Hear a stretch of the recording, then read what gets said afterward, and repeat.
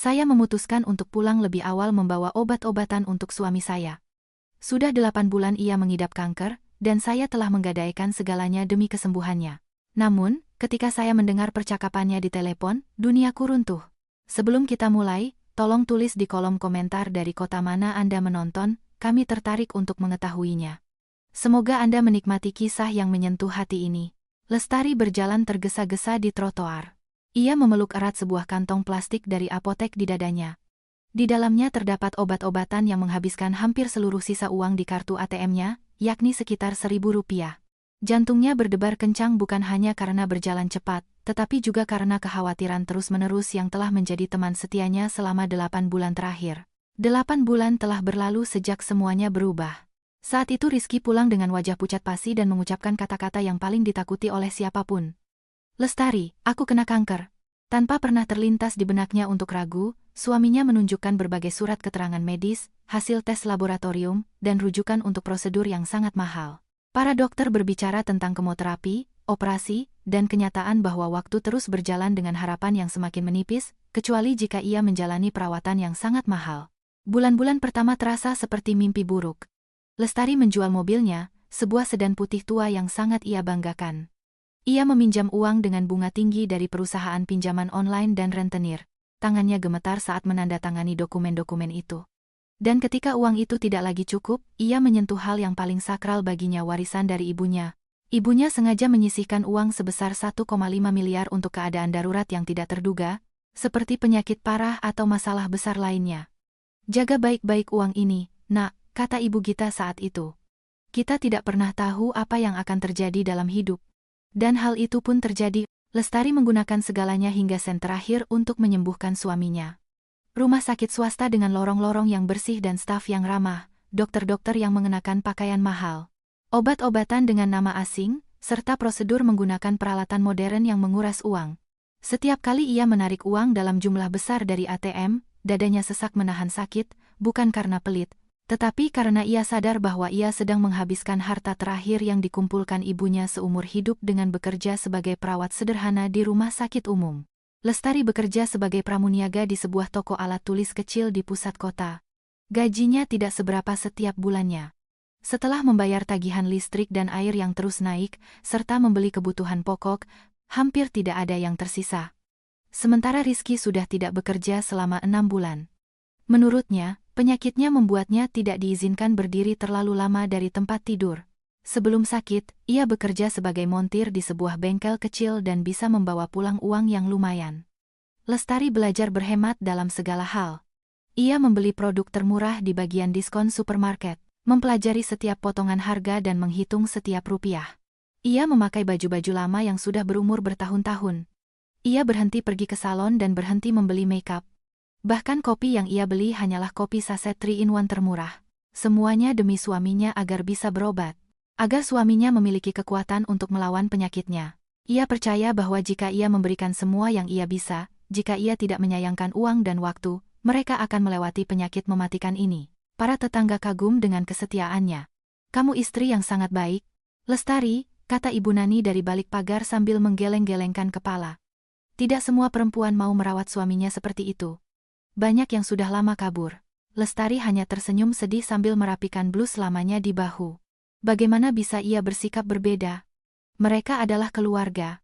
Mereka telah berjanji di depan altar 5 tahun yang lalu. Dalam suka dan duka, dalam sakit dan sehat. Dalam beberapa minggu terakhir ini, pekerjaan rumah terasa semakin berat. Rizky mengeluh sangat lemas. Ia sering meminta diambilkan segelas air atau dibenarkan bantalnya. Beberapa kali Lestari harus bangun di malam hari untuk mengurusnya. Di siang hari, ia bergegas pulang dari tempat kerja untuk menyuapinya, memberikan obat, dan memeriksa suhunya. Dokter menjelaskan di telepon bahwa penyakitnya memburuk dan membutuhkan obat-obatan baru yang lebih kuat. Itulah yang dibawa Lestari di dalam kantong plastik seharga Rp1.000 tersebut, hampir seluruh gajinya untuk bulan itu. Hanya tersisa sedikit untuk makan. Tapi apa boleh buat? Yang terpenting adalah suaminya merasa lebih baik. Saat berbelok ke jalannya, Lestari melihat rumah-rumah yang sudah tak asing lagi. Rumah-rumah 2 lantai dengan halaman kecil. Rumah mereka berada di ujung jalan, di balik pagar besi berwarna hijau. Ia mewarisi rumah itu dari orang tuanya. Sebuah rumah beton kokoh dengan atap merah, taman kecil, dan pohon mangga tua di dekat beranda. Disinilah tahun-tahun terbaik pernikahan mereka terjadi. Disinilah mereka memimpikan anak-anak, merencanakan masa depan, dan menerima tamu untuk makan-makan di halaman. Sekarang, rumah itu terasa gelap dan sepi, seolah penyakit suaminya telah meracuni lingkungan itu sendiri. Saat mendekati gerbang, Lestari menyadari sesuatu yang aneh. Pintu besinya sedikit terbuka, berayun tertiup angin sepoi-sepoi. Rizky, meski sedang sakit, selalu memastikan gerbang terkunci. Keamanan yang utama, katanya, mengingat banyak orang asing yang berlalu lalang di jalan. Tapi ini terbuka, seperti rumah kosong. Mungkin tukang pos datang dan lupa menutupnya. Atau mungkin tetangga mereka, Ibu Nani, datang berkunjung. Orang tua itu sering membawa makanan rumahan dan menanyakan kabar si sakit. Lestari mengangkat bahu dan mendorong gerbangnya. Berderit seperti biasa. Engselnya perlu diberi minyak, tapi ia tidak punya waktu. Di halaman, daun-daun kering dari pohon mangga bergemerisik di bawah kakinya. Lestari sudah lama tidak membersihkannya, seluruh waktunya habis untuk merawat suami, bekerja, dan bolak-balik tanpa akhir ke dokter serta apotek. Daun-daun kuning dan merah menutupi jalan setapak menuju beranda seperti karpet tebal. Ia berhenti di beranda dan mendengarkan. Rumah itu sangat sunyi. Biasanya, Rizky menyalakan televisi dari pagi hingga malam, mengatakan bahwa kebisingan membantunya melupakan rasa sakit dan pikiran-pikiran berat. Ia suka menonton berita, lalu film atau sinetron. Namun sekarang, tidak ada suara apapun, bahkan lantai kayu tua di lantai 2 pun tidak berderit. Padahal lantai itu selalu berderit ketika suaminya berjalan ke kamar mandi atau ke jendela. Dengan hati-hati, Lestari membuka pintu menggunakan kuncinya dan masuk ke ruang depan. Tercium bau kayu tua dan sedikit aroma obat. Di gantungan, hanya ada jaketnya dan jaket penahan angin biru tua milik Rizky, yang sudah berbulan-bulan tidak dipakainya. Ia melepas sepatunya, meletakkannya dengan hati-hati di rak, dan menaruh kantong obat di atas meja kecil di sebelah cermin. "Rizky?" panggilnya pelan sambil mendengarkan kesunyian rumah. Tidak ada jawaban. Mungkin dia tidur. Akhir-akhir ini, suaminya memang sering tidur. Katanya, lebih mudah menahan sakit dan melupakannya kalau sedang tidur. Kadang ia tidur berjam-jam di siang bolong. Lestari berjalan perlahan memasuki ruang tamu. Sofa kosong. Selimut terlipat rapi. Ia mengintip ke dapur, tidak ada orang juga. Hanya ada cangkir yang digunakannya tadi pagi di wastafel. Itu artinya, suaminya ada di atas, di kamar tidur. Ia baru saja meletakkan tangannya di pegangan tangga kayu yang menuju ke lantai 2 ketika tiba-tiba ia mendengar sesuatu. Dari atas, awalnya, ia tidak mengerti suara apa itu. Namun kemudian ia mengenalinya, itu suara tawa. Rizky tertawa. Tidak terlalu keras, tapi terdengar jelas. Ia tertawa di atas sana, di kamar tidur mereka. Lestari mematung di anak tangga pertama, cengkramannya pada pegangan tangga mengerat. Kapan terakhir kali ia mendengar suaminya tertawa? Mungkin 3 atau 4 bulan yang lalu, saat mereka menonton acara komedi di TV. Setelah itu, penyakitnya benar-benar melemahkannya dan tawa pun menghilang dari rumah mereka. Dan sekarang, ini adalah tawa orang yang sehat, tulus dan ringan, tanpa nada paksaan yang biasa terdengar pada suara suaminya beberapa bulan terakhir ini. Jantungnya berdebar kencang karena harapan yang tiba-tiba muncul. Mungkin dia benar-benar sudah sembuh. Mungkin semua obat dan prosedur mahal itu akhirnya berhasil dan dia sedang menuju pemulihan. Ya Tuhan, betapa ia memimpikan untuk mendengar suara itu. Tawa suaminya yang tulus dan sehat. Perlahan-lahan, Lestari menaiki tangga kayu yang berderit itu, berusaha untuk tidak menimbulkan suara. Setiap anak tangga berderit dengan cara yang ia hafal betul setelah bertahun-tahun tinggal di rumah itu. Biasanya, Rizky sudah mendengar langkah kakinya dari bawah dan memanggilnya. "Lestari, itu kamu?" Tapi sekarang, tawa pelan itu terus berlanjut di atas. Begitu sampai di lantai 2, ia berhenti di lorong. Pintu kamar tidur sedikit terbuka, dan dari sana terdengar suara suaminya. Ia sedang menelepon seseorang dan nada bicaranya sangat ceria. Tidak ada sedikit pun tanda kelemahan dalam suaranya yang telah menjadi hal biasa selama bulan-bulan terakhir. Iya, semuanya sesuai rencana. Terdengar nada suara Rizky yang familiar. Lestari mendekat ke pintu, bersembunyi di balik kusen. Dadanya berdebar begitu keras hingga ia takut suaminya bisa mendengarnya. "Jihan, aku beritahu ya, dia tidak tahu apa-apa," lanjut Rizky. Dan ada sesuatu dalam suaranya yang membuat bulu kuduk Lestari berdiri. Jihan. Sepupunya, Jihan. Orang yang sama yang selama ini mendukung Lestari sepanjang bulan-bulan ini. Datang berkunjung untuk membantu merawat yang sakit, membawa makanan dan kata-kata manis. Lestari bersandar ke dinding, merasakan dadanya sesak karena firasat buruk yang tak bisa dijelaskan. Dengar, dia itu istri yang sangat perhatian. Rizky tertawa, dan tawa itu terasa seperti pisau di telinganya. Sekarang dia lari lagi ke apotek. Pasti dia menghabiskan uang terakhirnya lagi untuk beli obatku. Benar-benar bodoh. Lestari merasa seolah bumi runtuh di bawah kakinya. Apa yang dia katakan? Bodoh? Kepada istri yang sudah 8 bulan tidak tidur malam untuk merawatnya? Iya. Semuanya sesuai rencana kita, lanjut Rizky, yang jelas-jelas menggunakan loudspeaker. Dia bahkan sudah memakai warisan dari ibunya. Bayangkan. 150 juta? Ah tidak, totalnya 1,5 miliar. Awalnya aku pikir si tua pelit ibu Gita itu tidak akan memberi uang. Tapi ternyata dia berikan juga untuk kesembuhan menantu kesayangannya. Rizky tertawa terbahak-bahak hingga Lestari hampir terhuyung mundur dari pintu. Tidak ada sedikit pun rasa kemanusiaan dalam tawa itu. Hanya ada kebanggaan dan kepuasan karena berhasil menipu.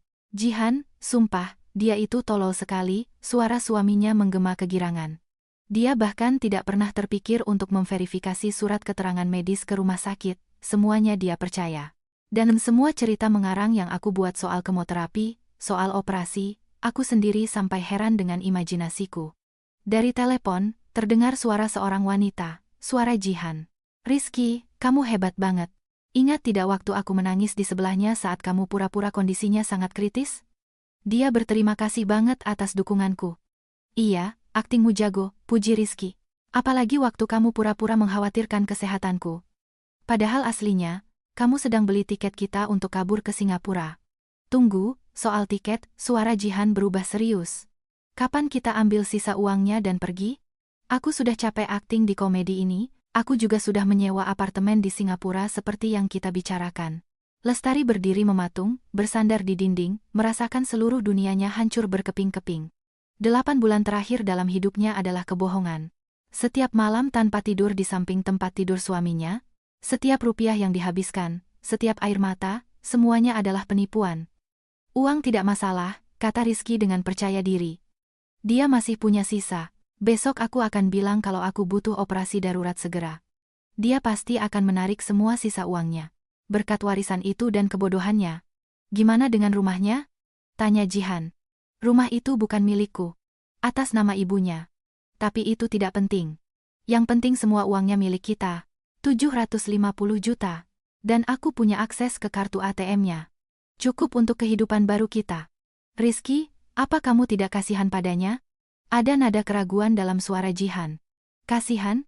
Rizky kembali tertawa keras. Jihan. Dia itu seperti tikus kecil yang membosankan. 5 tahun kami bersama. Tidak ada pasion, tidak ada gairah. Kerja di toko kecilnya, malamnya nonton TV. Sangat membosankan. Kamu beda. Kalau sama kamu, hidup terasa menyenangkan. Kamu jahat, Jihan tertawa, namun ada kekaguman dalam tawanya. Tapi jahat yang pintar. Sombong. Jawab Rizky. 8 bulan aku pura-pura mau mati dan tidak pernah ketahuan sekalipun. Suratnya palsu. Hasil tesnya palsu. Yang aku minum di depannya itu obat placebo, dan dia percaya semuanya. Gampang sekali dibodohi. Lestari merasa mual. Selama berbulan-bulan ia berhemat pada setiap sen, membeli obat termahal, merawatnya seperti bayi. Ternyata ia hanya ditertawakan. Direncanakan bersama sepupunya sendiri, untuk melarikan diri membawa uangnya. Tunggu. Gimana kalau dia tahu? Jihan tiba-tiba khawatir. Tahu dari mana? Jawab Rizky santai. Dia kan tidak pernah ikut ke dokter. Aku bilang padanya lebih baik pasiennya sendiri yang bicara sama dokter, dia pasti tidak akan kuat mendengar diagnosanya. Dan si bodoh itu percaya, dia pikir dia sedang menjaga mentalku. Padahal aku yang menertawakannya selama ini. Jihan terkikik. Aku selalu bilang, susah buat laki-laki kalau harus sakit dan bersabar. Tapi di belakang. Ternyata kamu sudah merencanakan ini bersamaku. Kamu itu emasku, kata Rizky dengan nada manja. Besok aku akan pura-pura makin parah. Aku akan bilang harus operasi darurat ke luar negeri. Dia akan menarik uang terakhirnya, dan besoknya kita sudah ada di pesawat. Malam harinya kita sudah sampai di Singapura. Bagaimana kalau dia minta surat-surat untuk operasi itu? Aku ini jagonya memalsukan, tawa Rizky. Selama 8 bulan ini, aku sudah ahli. Stempel rumah sakit apapun bisa kutiru. Lestari perlahan-lahan menjauh dari pintu, berusaha sekuat tenaga agar tidak bersuara. Lututnya lemas dan kepalanya berdengung. Ia sampai di tangga dan dengan berpegangan erat pada pegangannya, ia mulai turun. Setiap anak tangga kini terdengar berbeda, seolah rumah itu pun telah mengetahui kebenarannya dan merintih kesakitan. Di ruang depan, ia berhenti. Menatap kantong plastik berisi obat, 1 juta rupiah. Hampir seluruh gajinya dihabiskan untuk obat palsu, untuk suami sehat yang di atas sana sedang merencanakan untuk merampok dan meninggalkannya. Tangannya bergetar. Saat memakai sepatunya, tawa Rizky dan Jihan masih terngiang di telinganya. Tolol, gampang dibodohi, tikus membosankan. Begitu mudahnya membuatnya percaya. Begitulah pandangan mereka terhadap wanita yang telah memberikan segalanya kepada mereka: uang, waktu, kesehatan, dan cinta. Lestari membuka pintu tanpa suara dan melangkah keluar ke beranda. Angin malam yang dingin menerpa wajahnya, namun ia tidak merasakan dingin itu. Hanya ada kehampaan dan rasa sakit yang luar biasa di dalam dirinya. Cuaca tak lagi ada artinya. Ia menutup pintu dan berjalan perlahan melintasi halaman menuju gerbang. Daun-daun kering berderit di bawah kakinya, namun kini suaranya terdengar menyeramkan. Seluruh dunia yang ia kenal telah menjadi asing dan berbahaya hanya dalam beberapa menit. Ia berhenti di gerbang dan menoleh kembali ke rumah. Di lantai atas, di jendela kamar tidur, sebuah bayangan melintas. Mungkin Rizky sedang mendekati jendela. Seorang pria sehat, kuat, dan puas yang selama 8 bulan telah membodohinya, dan kini berencana untuk merampoknya habis-habisan. Lestari melangkah keluar gerbang dan menutupnya perlahan. Ia tidak punya tujuan, rumah itu bukan lagi tempat berpulangnya. Tetapi ia tahu kemana ia harus pergi. Ke satu-satunya orang yang tidak akan pernah mengkhianatinya dan selalu memahaminya. Ibunya. Lestari berjalan menyusuri jalanan, tak lagi merasakan kakinya menapak tanah. Perjalanan dengan bus menuju tempat ibunya memakan waktu lama, hampir 1 jam. Namun ia tidak menyadari waktu yang berlalu. Di benaknya, potongan-potongan percakapan Rizky dan Jihan terus berputar. Setiap kata seperti pisau, tolol, gampang dibodohi, tikus membosankan. Apakah dia memang seperti itu? 5 tahun kebersamaan, tidak adakah nilainya? Ibunya tinggal di sebuah apartemen tua 5 lantai di ujung kota, di apartemen yang sama di mana Lestari dibesarkan. Sebuah unit kecil dengan 2 kamar tidur di lantai 3, menghadap ke taman bermain dan pohon-pohon tua. Saat menaiki tangga yang sudah ia hafal itu, Lestari tiba-tiba merasa seperti gadis kecil yang berlari ke ibunya untuk mengadu setelah disakiti. Ibu Gita langsung membuka pintu, seolah-olah sudah menunggu. Ia adalah seorang wanita tinggi dan berwibawa berusia 60-an, dengan rambut beruban yang disanggul rapi. Matanya abu-abu seperti mata Lestari, namun lebih tajam dan penuh pengamatan. "Lestari?" Ibunya terkejut. "Ada apa? Kamu pucat sekali." Lestari masuk ke apartemen tanpa sepatah kata pun. Ia melepas jaketnya dan duduk di sofa ruang tamu. Baru saat itulah ia menyadari bahwa ia tidak membawa kantong obatnya. Ia meninggalkannya di meja depan. "Bu," mulainya dengan suara lemah dan gemetar. "Rizky tidak sakit." Ibu Gita berhenti di tengah ruangan, memegang secangkir teh yang tadinya akan diberikan kepada putrinya. "Apa katamu? Dia sehat, tidak ada penyakit. 8 bulan dia membohongiku, dan dia berencana kabur bersama Jihan." Lestari menatap ibunya. "Membawa uang miliaran milik ibu." Ibu Gita meletakkan cangkir itu di meja dan perlahan duduk di kursi berhadapan dengan putrinya. Wajahnya tenang, namun matanya menggelap. "Ceritakan semuanya secara detail." Dan Lestari menceritakan semuanya. Bagaimana ia pulang lebih awal, gerbang yang terbuka, kesunyian yang aneh, tawa dari kamar tidur, dan percakapan yang didengarnya. Rencana pelarian ke Singapura dan hinaan atas kebodohannya. Ia berbicara cukup lama. Terkadang ia terisak, terkadang berhenti untuk mengendalikan suaranya yang bergetar. Ibunya mendengarkan dalam diam. Wajahnya semakin kelam. Ketika Lestari selesai, kesunyian menyelimuti ruangan itu. "Bu, aku tolol sekali," bisik Lestari. "Bagaimana aku bisa percaya? Bagaimana aku tidak sadar?" "Kamu tidak tolol," kata Ibu Gita tegas. "Kamu terlalu percaya. Itu 2 hal yang berbeda. Kamu percaya pada suamimu karena kamu mencintainya, dan dia memanfaatkan cintamu itu. Tapi kenapa aku tidak melihat apa-apa? Pasti ada tanda-tandanya." Ibu Gita berdiri, berjalan ke jendela dan memandang keluar cukup lama. Kemudian ia berbalik menatap putrinya. "Lestari, ada yang harus ibu katakan padamu. Ibu sudah lama curiga ada yang tidak beres dengan Rizky." "Apa?" Lestari mendongak terkejut. 3 bulan yang lalu, ibu kebetulan melihatnya di mal. Waktu itu ibu sedang jalan pulang dari klinik setelah check up, dan ibu melihatnya keluar dari toko perlengkapan olahraga membawa tas belanjaan besar. Begitu melihat ibu, wajahnya pucat, dia mulai tergagap dan mencari-cari alasan. Olahraga? Lestari tidak mengerti mengapa orang sakit parah butuh perlengkapan olahraga. Itu juga yang ibu pikirkan. Lagi pula, dia terlihat sehat, segar, bugar. Tidak seperti orang yang sedang menjalani kemoterapi.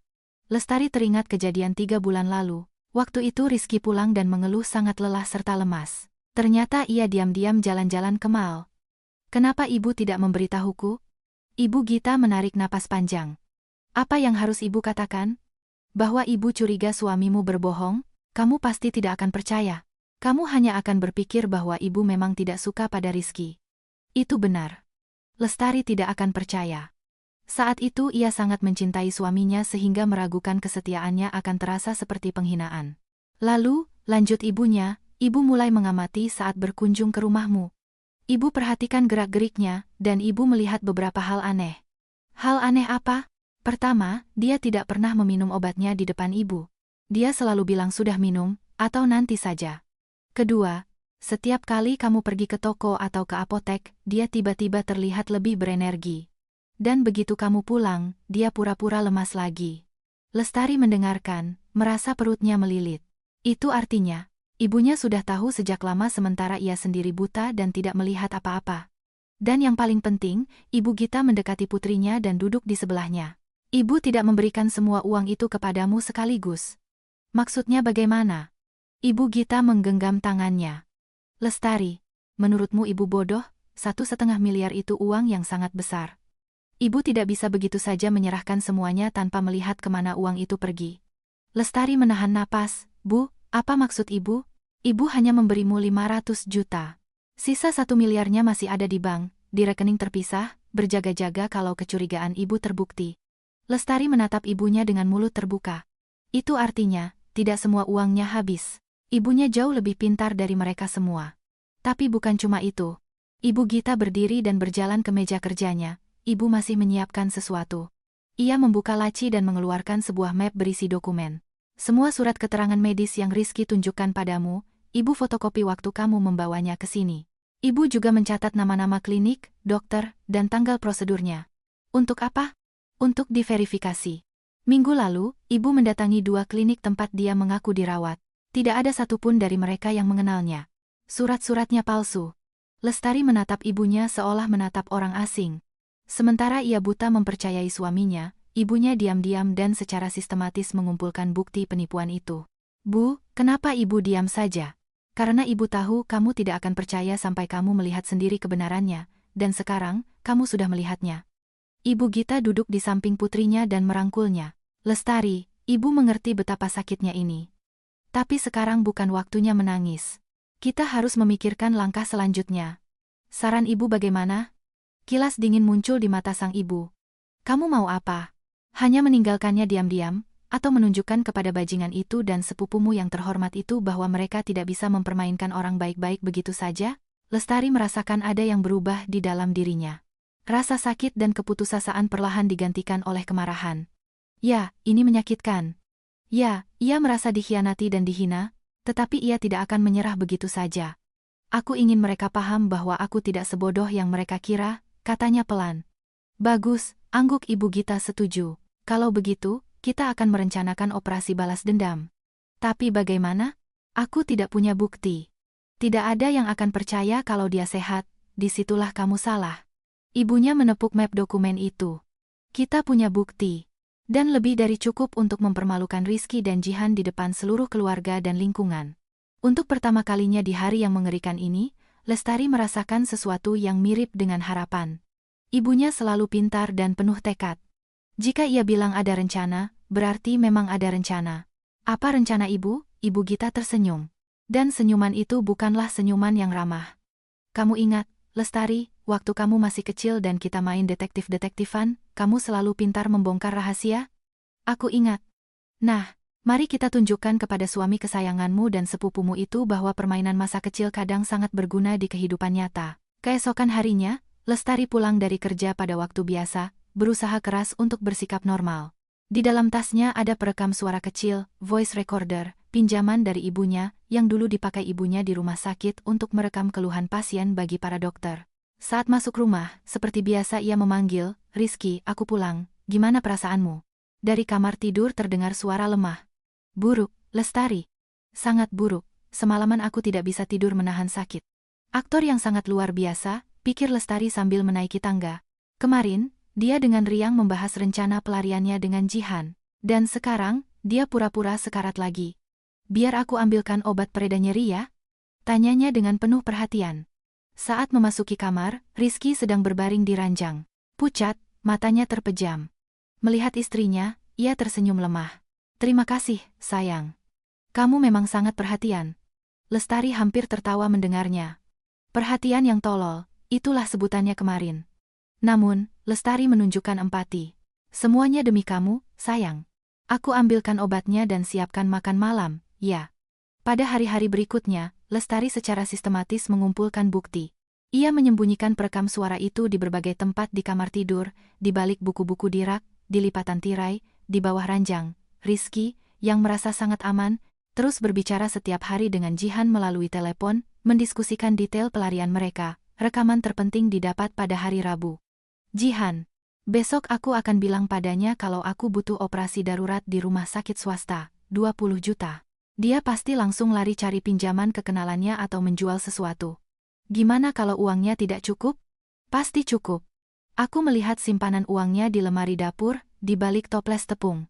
Ada sekitar 5 juta di sana. Tambah sisa di kartu ATM-nya. Pas. Bisa dapat 20 juta. Lestari menyeringai. Insting merawatnya memang membuatnya menyimpan uang, tapi bukan 5 juta melainkan hanya 500 ribu. Namun Rizky tidak tahu itu. Pada Kamis malam, Lestari sengaja pulang telat dari tempat kerja untuk memberi suaminya kesempatan berbicara dengan Jihan tanpa gangguan. Perekam suaranya berhasil merekam percakapan mereka yang paling jujur. "Tunggu, apa kamu tidak kasihan pada Lestari?" tanya Jihan. "Hentikan," jawab Rizky dengan nada kesal. "Dia itu seperti domba. Bukan wanita. 5 tahun kami bersama, tidak ada gairah, tidak ada percikan, cuma kerja dan nonton TV. Kamu bakal mati kebosanan sama dia. Tapi dia sudah menghabiskan banyak uang untukmu. Dan itu memang sepantasnya, setidaknya dia ada gunanya buatku. Selama ini dia cuma jadi beban pengeluaran makan, baju, tagihan. Untunglah, pada akhirnya dia bisa kumanfaatkan." Makna ucapan Rizky tentang pada akhirnya merujuk pada akhir pernikahan mereka. Namun kalimat itu memiliki arti ganda. Saat suaminya sedang asyik mengobrol dengan selingkuhannya, Lestari diam-diam berjalan keliling rumah menggunakan ponselnya, memotret semua dokumen medis yang pernah ditunjukkan padanya. Ibunya benar. Dokumen-dokumen itu jelas-jelas palsu. Stempelnya miring. Tanda tangan dokternya beda-beda. Bahkan ejaan beberapa nama obat pun salah. Pada Jumat pagi, Rizky mulai beraksi. Ia terbangun dengan wajah pucat dan memegangi dadanya. "Lestari, perasaanku tidak enak sekali, sepertinya penyakitnya memburuk, kita harus segera ke dokter." "Ke dokter mana?" tanyanya pura-pura panik, memainkan perannya sebagai istri yang penuh kasih. "Ke Dr. Firmansyah. Aku meneleponnya kemarin. Katanya masih ada harapan, tapi butuh operasi segera." Lestari tahu, tidak ada yang namanya Dr. Firmansyah. Ini hanyalah karakter fiktif dari imajinasi suaminya. "Berapa biayanya?" 20 juta. Rizky mengatakannya dengan nada seolah ia hanya minta uang untuk beli roti. "Aku mengerti. Itu jumlah yang sangat besar. Tapi ini satu-satunya harapanku. Dari mana kita bisa dapat uang sebanyak itu?" Lestari berpura-pura putus asa. "Aku tidak tahu, sayang. Mungkin pinjam orang atau jual barang." Ia melihat bagaimana mata suaminya berbinar. Membayangkan segera mendapat uang dan kabur secepatnya dengan Jihan. "Baiklah," kata Lestari pelan. "Biar aku cari jalan." Selama akhir pekan, ia berpura-pura mencari pinjaman. Kenyataannya, ia pergi ke rumah ibunya untuk merencanakan langkah terakhir bersama Ibu Gita. "Kita sudah punya semua rekamannya," simpul sang ibu setelah mendengarkan file audio dari perekam. "Buktinya lebih dari cukup. Sekarang, kita harus memilih tempat untuk membongkarnya. Bagaimana kalau kita adakan pesta kecil-kecilan?" Kilas licik muncul di mata Ibu Gita. "Katakanlah, untuk merayakan kesembuhan Rizky." "Bu, ide yang brilian. Tapi tunggu, itu belum semuanya kan? Ibu sudah bicara dengan manajer restoran. Kebetulan mereka ada ruang serbaguna yang kosong di hari Sabtu malam, kita bisa menyewanya selama beberapa jam. Lestari mulai memahami rencana ibunya. Ibu mau mengundang semua kerabat dan teman-teman? Tepat. Kita undang semua kenalan. Kita bilang kesehatan Rizky tiba-tiba membaik dan kita ingin merayakannya bersama orang-orang terdekat. Bagaimana kalau dia menolak datang? Dia tidak akan menolak. Dia akan terpaksa setuju agar tidak menimbulkan kecurigaan. Kan dia pura-puranya sudah mau sembuh. Bagaimana mungkin dia menolak perayaan? Mereka merencanakan setiap detail. Pada hari Senin, Lestari akan memberitahu Rizky kabar gembira bahwa ia berhasil mengumpulkan uang untuk operasi. Dan karena itu, ia akan mengusulkan untuk mengadakan pesta keluarga. Dan yang paling penting, tambah Ibu Gita, ibu sudah memindahkan sisa uang dari kartumu ke rekening ibu. Biarkan mereka mencoba mencarinya. Caranya? Sederhana. Ibu kan ibumu. Kamu pernah membuat surat kuasa khusus untuk ibu waktu kamu dirawat di rumah sakit 2 tahun lalu. Surat itu masih berlaku. Lestari merasa kagum pada ibunya. Di saat ia khawatir dan menderita, Ibu Gita dengan tenang dan tanpa ampun menyiapkan jebakan untuk para penipu itu. Pada Senin pagi, Lestari pulang membawa kabar gembira. Rizky, bayangkan, aku sudah dapat uang untuk operasi. Belum semuanya memang, tapi yang penting sudah ada uang mukanya. Rizky hampir melompat dari ranjang karena kegirangan. Namun ia segera kembali ke akting penderitaannya. Benarkah, Lestari? Kamu memang malaikat dalam hidupku, dapat dari mana? Pinjam dari teman. Ada barang yang kujual. Dan ibu juga bantu. Katanya, yang terpenting adalah kamu merasa lebih baik. Warna kulitmu juga kelihatan lebih segar. Di dalam hati, Rizky bersorak rencananya berhasil. Namun di luar, ia berkata, iya. Aku memang merasa sedikit lebih baik. Mungkin obatnya sudah mulai bekerja. Tahu tidak, kata Lestari seolah baru mendapat ide. Bagaimana kalau kita adakan syukuran kecil-kecilan untuk merayakan pemulihanmu? Kita undang kerabat, teman-teman, biar semuanya bisa ikut senang bersama kita. Rizky terdiam sejenak, pesta tidak ada dalam rencananya, namun menolak akan menimbulkan kecurigaan. Ide yang bagus, setujunya, tapi jangan terlalu besar, ya. Aku masih lemah, tentu saja. Hanya sekitar 30 atau 40 orang. Yang paling dekat saja. Di benak Lestari, ia sudah membuat daftar tamu. Yang paling dekat adalah semua kenalan mereka, semua kerabat, semua orang yang tahu tentang penyakit Rizky dan telah bersimpati padanya selama 8 bulan ini. Hari-hari berikutnya dihabiskan untuk persiapan. Lestari menelepon semua kenalannya, mengundang mereka ke pesta pemulihan. Orang-orang ikut bahagia, banyak yang menangis terharu. Mereka semua sangat mengkhawatirkan Rizky. Jihan juga menerima undangan lewat telepon. Lestari, aku senang sekali, katanya. Akhirnya Rizky sembuh juga. Tentu saja aku akan datang. Pasti aku datang. Aktris yang sangat hebat, pikir Lestari. Sampai akhir, ia terus memainkan peran sebagai kerabat yang perhatian. Sehari sebelum pesta, Rizky mulai gelisah. Lestari, bukankah terlalu cepat kita merayakannya? Bagaimana kalau kondisiku memburuk lagi? Tidak akan memburuk, jawabnya dengan penuh keyakinan. Aku merasa semuanya akan baik-baik saja. Aku punya firasat, dan firasatnya tidak salah. Semuanya memang akan baik-baik saja untuknya. Tapi untuk Rizky dan Jihan, hari perhitungan atas kebohongan dan pengkhianatan selama 8 bulan akhirnya tiba. Hari Sabtu sangat cerah. Meskipun ini bulan Oktober, restoran Balai Gembira yang berada di pusat kota memiliki bangunan 2 lantai yang indah dengan jendela-jendela besar dan ruangan yang luas. Lestari datang lebih awal untuk memastikan semuanya siap. Ia disambut oleh manajer restoran, seorang wanita bertubuh agak gempal. Semuanya sudah siap, Bu. Sesuai permintaan Ibu, proyektor sudah disiapkan. Mikrofon sudah dites. Meja untuk 30 orang sudah ditata. Lestari mengangguk sambil dengan gugup merapikan tasnya. Di dalamnya terdapat rekaman suara, sebuah flash disk berisi foto-foto dokumen medis palsu, dan sebuah kejutan lain yang ia persiapkan untuk hari itu. Para tamu mulai berdatangan. Sekitar jam 7 malam, kerabat dari berbagai penjuru kota sudah berkumpul. Para bibi, paman, sepupu, tetangga, rekan kerja, dan teman lama. Semuanya berpakaian rapi. Ada yang membawa bunga dan kado, wajah-wajah mereka tampak gembira. Banyak dari mereka yang sudah berbulan-bulan tidak bertemu. Penyakit Rizky telah menyatukan mereka, tetapi mereka tidak sempat berkumpul. Ibu Nani, tetangganya, mendatangi Lestari dan memeluknya erat. Lestari, nak, ibu sangat bahagia. Berbulan-bulan ibu berdoa untuk Rizky. Mana pahlawan kita? Sebentar lagi turun, senyum Lestari. Dia agak lama bersiap-siap. Katanya ingin terlihat pantas. Kenyataannya, hingga menit terakhir Rizky berusaha menghindari pesta itu dengan mengeluh lemas. Namun, saat menyadari penolakannya akan sangat mencurigakan, ia akhirnya setuju. Ia datang mengenakan setelan jas baru yang, menurut pemahaman Lestari, dibeli menggunakan uangnya yang direncanakan untuk kabur bersama Jihan. Keluargaku tercinta, Rizky memasuki ruangan, bersandar pada sebuah tongkat, wajahnya pucat, tapi matanya hidup.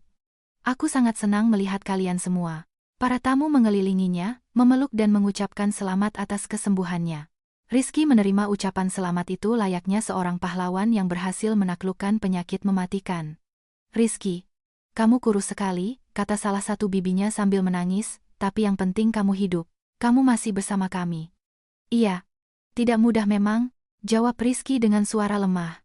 Tapi berkat Lestari dan kalian semua, aku bisa melewatinya. Jihan adalah salah satu yang datang paling akhir. Ia tampak sangat cantik dalam balutan gaun hitam baru, rambut tertata rapi, dan memakai sepatu mahal. Ia menghampiri Rizky dan memeluknya erat. Rizky, ya ampun, aku khawatir banget sama kamu. Lestari, kamu tidak tahu sudah berapa malam aku tidak tidur untuk mendoakannya. Lestari menyaksikan adegan itu dan takjub dengan ketebalan muka mereka. Akting Jihan begitu meyakinkan sehingga mungkin dia sendiri percaya pada air matanya. Jihan, terima kasih atas dukunganmu, kata Rizky dengan penuh rasa syukur. Kamu sudah seperti saudara sendiri bagi keluarga kami. Dulu, bisik Lestari dalam hati. Dulu iya, tapi sekarang tidak lagi. Makan malam berlangsung meriah. Orang-orang berbagi kenangan. Bercerita bagaimana mereka mengkhawatirkan Rizky dan mendoakannya. Banyak yang menangis terharu melihat pria yang sedang dalam masa pemulihan itu. Paman Rahman, adik mendiang ayah Lestari, berdiri sambil memegang gelas. Saya ingin bersulang untuk Rizky kita, untuk keberaniannya, untuk perjuangannya. Dan untuk Lestari, istri paling setia di dunia. Untuk Lestari, seru para tamu serempak. Untuk istri terbaik. Lestari berdiri dan mengangguk sebagai tanda terima kasih. Sudah saatnya untuk bagian yang paling penting. Keluargaku tercinta, katanya sambil memegang mikrofon. Terima kasih banyak atas kehadiran kalian. 8 bulan ini adalah masa paling sulit dalam hidup saya. Tapi berkat dukungan kalian, kami bisa melewatinya. Para tamu bersorak setuju. Rizky duduk dengan ekspresi puas, menerima ucapan selamat dari orang-orang di mejanya. Dan sekarang, saya ingin menceritakan kebenaran tentang apa yang sebenarnya terjadi selama bulan-bulan ini, lanjut Lestari, suaranya tenang meskipun tangannya sedikit bergetar.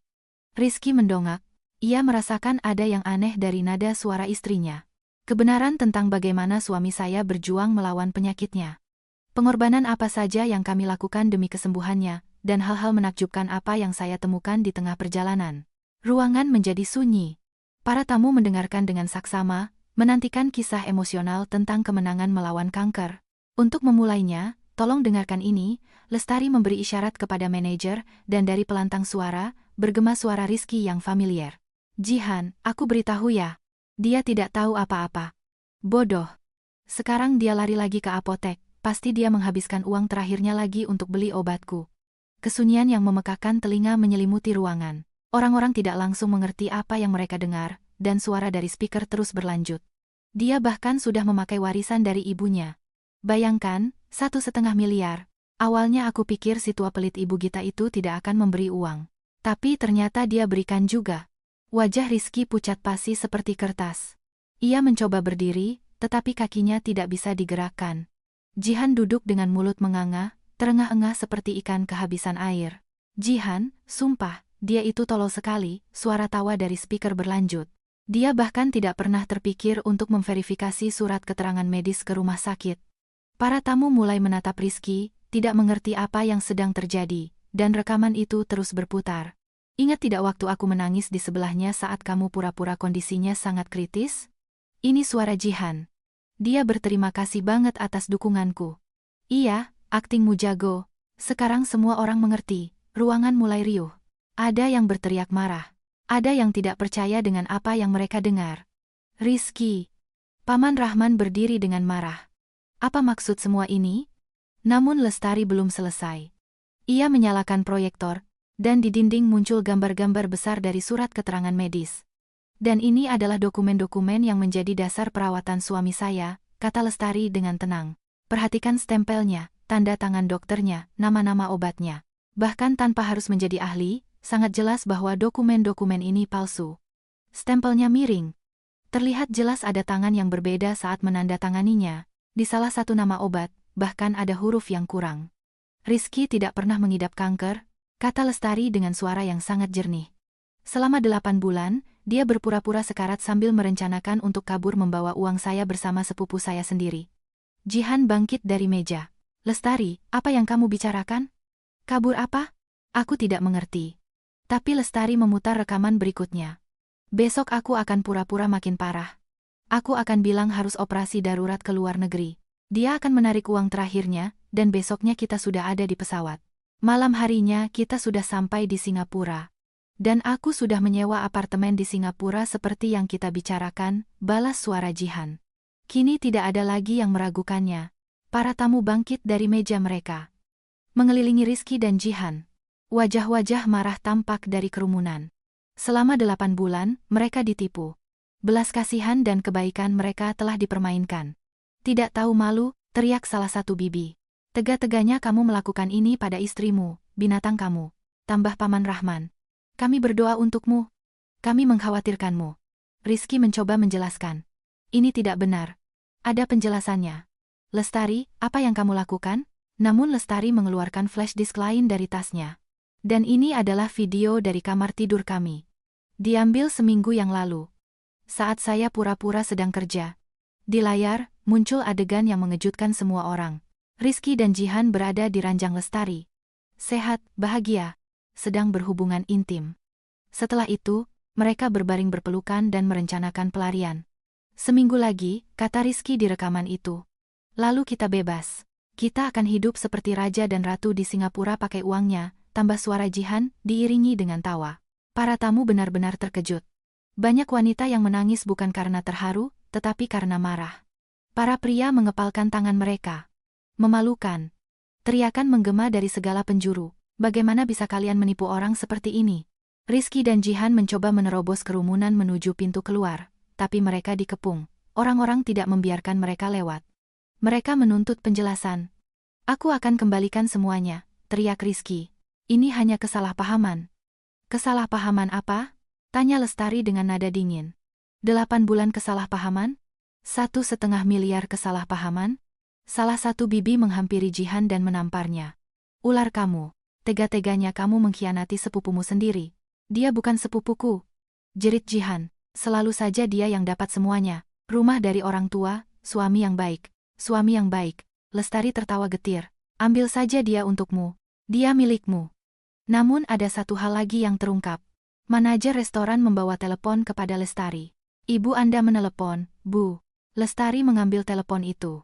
Bu, ada apa? Lestari, Ibu punya berita untukmu. Tadi Ibu ke bank. Rekening gabungan kalian sudah diblokir selama 3 hari terakhir karena laporan penipuan. Diblokir bagaimana? Ibu mengajukan laporan ke polisi. Ibu sertakan rekaman suara itu sebagai bukti. Semua rekening gabungan kalian dibekukan sampai investigasi selesai. Rizky mendengar kata-kata itu dan wajahnya semakin pucat. Itu artinya, ia tidak punya uang dan tidak ada jalan keluar. Oh, satu lagi, lanjut Ibu Gita di telepon. Polisi sedang dalam perjalanan ke sana. Ibu yang memanggil mereka. Ibu bilang ada bukti penipuan berskala besar, pasal penipuan. Lestari menatap para tamunya. Tamu-tamuku tercinta. Beberapa menit lagi, polisi akan tiba. Kurasa mereka akan sangat tertarik mendengarkan rekaman ini dan melihat dokumen-dokumen palsu itu. Rizky dan Jihan menyadari bahwa mereka sudah masuk perangkap. Mereka mencoba lari menuju pintu keluar, tetapi Paman Rahman dan beberapa pria lain menghalangi mereka. Kalian tidak akan kemana-mana. Kalian harus mempertanggungjawabkan perbuatan kalian. Tepat pada saat itu, 2 petugas polisi masuk. Perwira senior mendekati Lestari. Apakah Anda yang mengajukan laporan terkait kasus penipuan?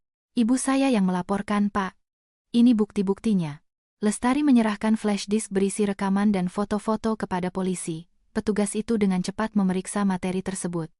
Rizky Firmansyah, kata perwira senior itu kepada suami Lestari. Rizky tidak tahu harus berkata apa.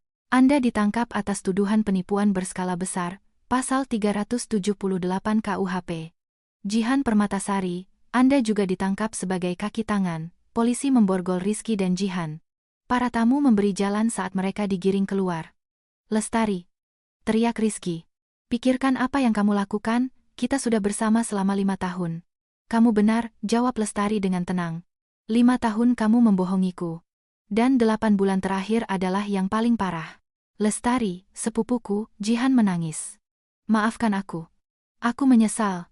Aku tidak bermaksud begitu. Tidak bermaksud. Lestari menekan tombol untuk memutar rekaman terakhir. Kita akan hidup seperti raja dan ratu di Singapura pakai uangnya. Itu suaramu, Jihan. Mau hidup seperti raja dan ratu? Silakan. Polisi membawa pergi para penipu itu.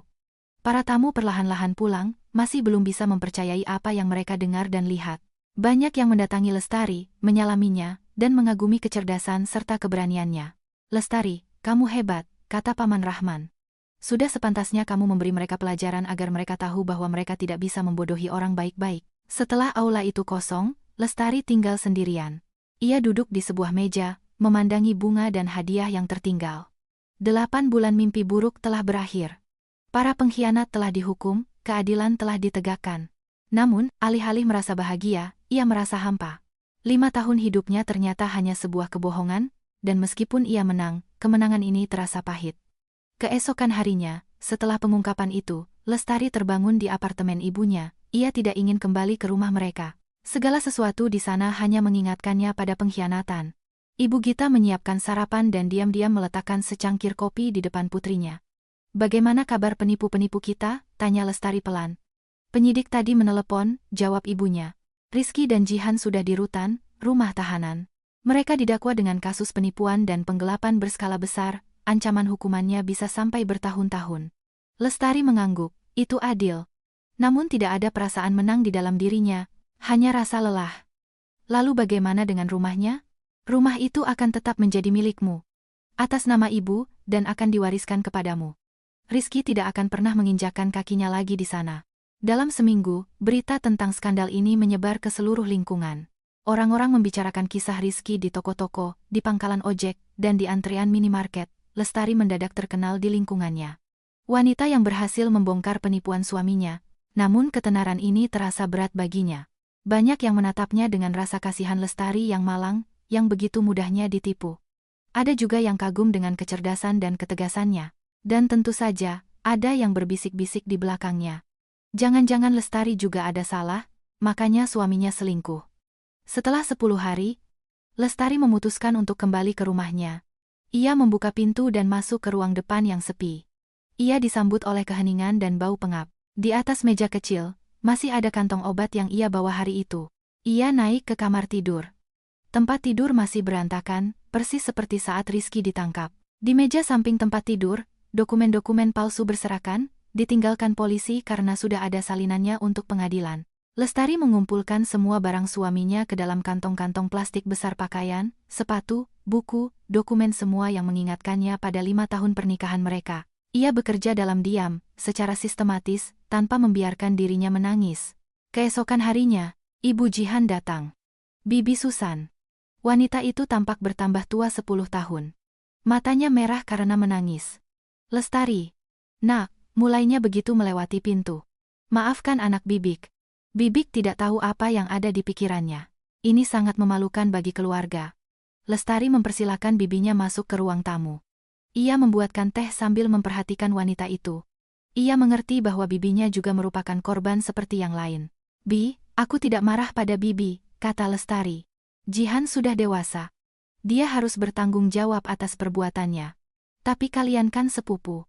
Bagaimana bisa dia melakukan itu kepadamu? Bibik tidak pernah mendidiknya seperti itu. Bi, aku sendiri juga tidak mengerti. Dulu aku pikir kami sangat dekat, tapi ternyata dia begitu membenciku. Bibi Susan mulai menangis. Dia dipecat dari pekerjaannya. Kata kepala sekolahnya, mereka tidak bisa mempekerjakan orang berkarakter seperti itu. Bagaimana dia bisa mengajarkan kejujuran kepada anak-anak kalau di antara gurunya ada seorang penipu, begitu kata mereka. Jihan dulunya adalah seorang guru SD di sekolah setempat. Dan sekarang dia juga diusir dari apartemennya, lanjut Bibi Susan. Dia meminjam uang ke bank untuk rencana mereka ke Singapura. Sekarang bank menuntut pelunasan penuh. Lestari mendengarkan dan tidak tahu harus merasakan apa kasihan, marah, atau sekadar hampa. Sebulan kemudian, datang kabar tentang Rizky. Ia sudah dipindahkan dari rutan kota ke lapas, lembaga pemasyarakatan. Proses peradilan selesai. Pengadilan menjatuhkan hukuman 7 tahun penjara kepadanya. Sedangkan Jihan mendapat hukuman percobaan 5 tahun, karena dianggap bukan perencana utama dan hanya ikut serta. Kamu mau menjenguknya? Tanya ibunya. Tidak. Jawab Lestari tegas. Aku tidak punya apa-apa lagi untuk dikatakan padanya. Perlahan-lahan, hidup kembali normal. Lestari terus bekerja di toko alat tulis. Namun sekarang, pemilik toko menawarinya untuk menjadi asisten manajer. Gajinya naik menjadi Rp5.000, setara UMR. Akhirnya, ia bisa makan dengan layak, membeli baju baru, dan tidak lagi menghitung setiap rupiah. Tetangga-tetangga memandangnya dengan cara yang berbeda sekarang. Ibu Nani selalu bersikap ramah. Lestari, kamu itu pahlawan. Hebat sekali caramu memberi pelajaran pada bajingan-bajingan itu. Namun ada juga pendapat yang berbeda. Ibu Nina, tetangga dari rumah seberang, pernah berkata, kurasa dia terlalu kejam. Bagaimanapun juga, pria itu pernah jadi suaminya selama 5 tahun. Bisa saja bercerai baik-baik, tidak perlu dipermalukan satu kota. Lestari tidak berdebat. Setiap orang berhak memiliki pendapatnya sendiri. Ia telah melakukan apa yang menurutnya benar. Uang perlahan-lahan kembali. 1 miliar rupiah milik ibunya kembali ke rekening. Ditambah ganti rugi sekitar 150 juta rupiah yang dituntut dari Rizky di pengadilan. Tidak menutupi semua yang sudah dihabiskan, tapi sudah sangat membantu. Rumah itu juga berubah. Lestari menata ulang perabotan, mengganti gorden, dan membuang semua yang mengingatkannya pada Rizky. Kamar tidur utama diubahnya menjadi ruang kerja. Ia membeli komputer, menaruh meja kerja, dan mulai belajar internet marketing di malam hari. Tahu tidak, Bu, katanya pada ibunya saat makan malam. Aku merasa seperti dilahirkan kembali. 5 tahun aku hidup untuk orang lain. Sekarang akhirnya aku hidup untuk diriku sendiri. Dan bagaimana rasanya? Senyum Ibu Gita. Agak canggung awalnya, tapi menyenangkan. Yang paling sulit adalah membiasakan diri untuk sendirian. Selama 5 tahun, ia merawat suaminya, merencanakan segalanya untuk berdua, dan selalu mengutamakan pria itu. Sekarang, ia harus memutuskan semuanya sendiri. Namun ia tidak perlu lagi berhemat untuk makan, membeli obat, atau menahan keluhan suaminya. Lestari terkejut menemukan bahwa ia memiliki minat dan impiannya sendiri yang sudah bertahun-tahun terlupakan. 3 bulan setelah persidangan, seseorang meneleponnya. Lestari, ini Ibu Emilia. Itu Ibu Rizky. Lestari terkejut. Ibu mertuanya tinggal di provinsi lain. Mereka jarang berkomunikasi, hanya saat ada acara penting. Ibu ingin bicara denganmu, lanjut wanita itu. Bisa kita bertemu? Mereka bertemu di sebuah kedai kopi dekat terminal bus. Ibu Emilia tampak lelah dan menua.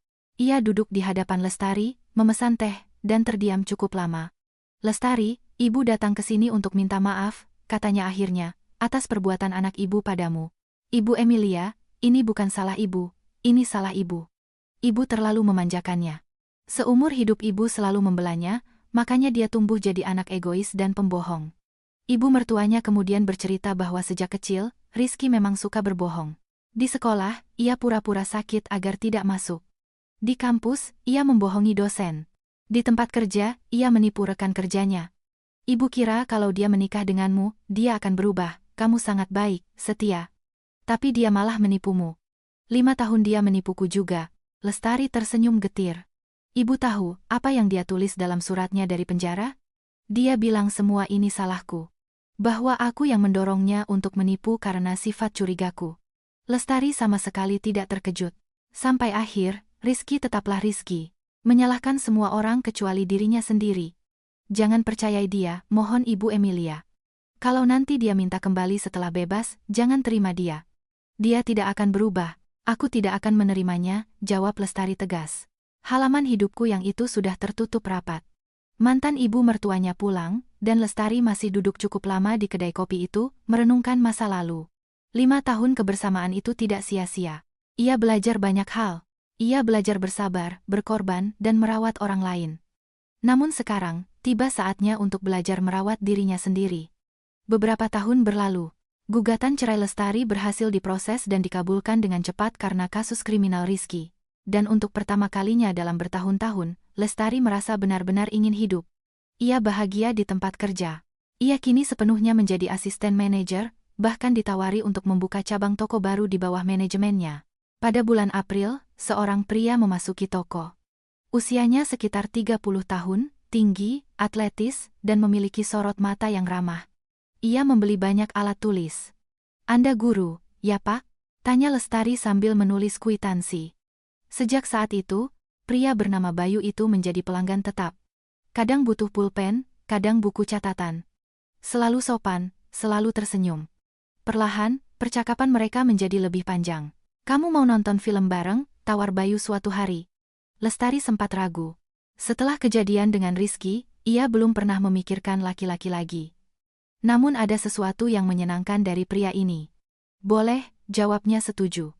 Bayu memang seperti penampilannya. Jujur, terbuka, dan tidak punya niat buruk. Sudah 10 tahun ia mengajar di sekolah, tinggal bersama ibunya, dan belum menikah. "Apa yang salah denganku ya?" canda Bayu. "Umur 35 masih bujang. Mungkin kamu belum menemukan yang pas buatmu," jawab Lestari. "Atau mungkin dianya yang belum menyadari kehadiranku," ralat Bayu dengan nada lembut. Hubungan mereka berkembang secara perlahan. Bayu tidak terburu-buru, sangat memahami masa lalu Lestari. Mereka jalan-jalan di taman, menonton film, dan membicarakan hidup. "Aku tahu soal mantan suamimu," aku Bayu sebulan setelah mereka saling mengenal. Kasus itu jadi omongan sekabupaten. Lestari gugup, menunggu penilaian atau rasa kasihan. "Lalu, apa pendapatmu?" "Menurutku, pria itu benar-benar idiot," jawab Bayu serius. Pada bulan Juni, saat hubungan mereka mulai serius, kejadian tak terduga terjadi. Lestari sedang dalam perjalanan pulang dari kerja. Dan di terminal bus kota, ia melihat sosok yang dikenalnya. Rizky berdiri di dekat loket tiket, kotor, berjenggot tebal, mengenakan pakaian lusuh. Di sebelahnya ada tas ransel yang robek. Ia mencoba meminta-minta uang pada orang yang lewat untuk ongkos. "Rizky?" panggil Lestari. Pria itu menoleh dan tidak langsung mengenali mantan istrinya. Lestari menjadi lebih cantik beberapa bulan terakhir ini, potongan rambut baru, pakaian bagus, dan memancarkan kepercayaan diri. "Lestari?" Matanya berbinar. "Untung kita ketemu. Bisa tolong aku? Aku butuh ongkos untuk ke kota sebelah. Ada yang menjanjikan pekerjaan untukku." Lestari menatap pria menyedihkan itu dan hampir tidak mengenali sosok suami yang hidup bersamanya selama 5 tahun.